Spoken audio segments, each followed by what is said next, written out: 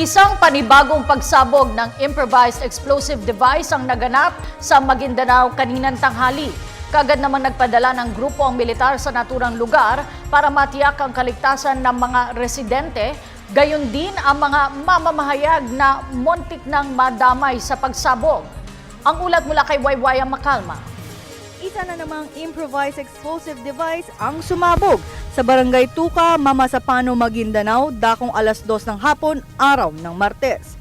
Ayon sa report, patungo ang 46th Infantry Battalion ng Philippine Army sa Raha, Buayan nang sumabog ang IED.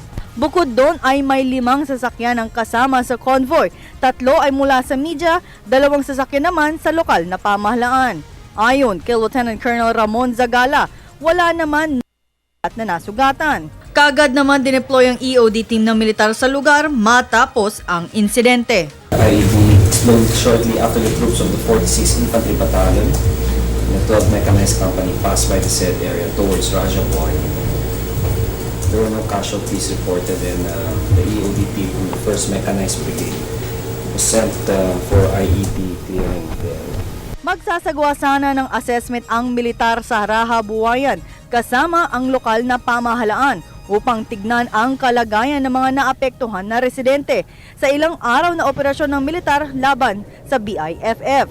Gayon din ang patuloy na clearing operation ng militar dahil sa mga tinanim na IEDs ng mga Bangsamoro Islamic Freedom Fighters. It's expected that remnants of the BIFF will continue a lot of their atrocities. That's why it's very important that the presence of our troops and the clearing operations continue even after the termination of the operations. We also advise, especially civilians and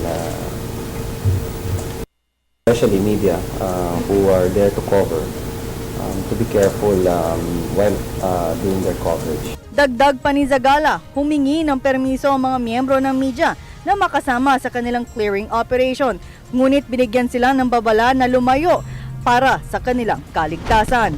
Dahil sa insidente, mariing kinundana ng militar ang nangyaring pagsabog at maging ang paggamit ng IEDs. Para sa telebisyon ng bayan, Waywaya Makalma.